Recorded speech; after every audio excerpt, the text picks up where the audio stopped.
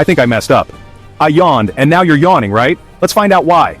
So, what's the deal with contagious yawning? It turns out yawning is like your brain's version of a group text. Everyone gets the memo. Scientists think it's all about empathy. When we see someone yawn, our brains go, hey, I feel ya, and we yawn too. Contagious yawning might be linked to our ancient ancestors. Picture this, a bunch of early humans yawning together, syncing up their sleep schedules. Cute, right? And get this, even dogs and some other animals do it. So next time you catch a yawn, remember, it's just your brain being super social. Cool, huh? Don't forget to like and subscribe for more brainy fun facts. Stay curious, folks.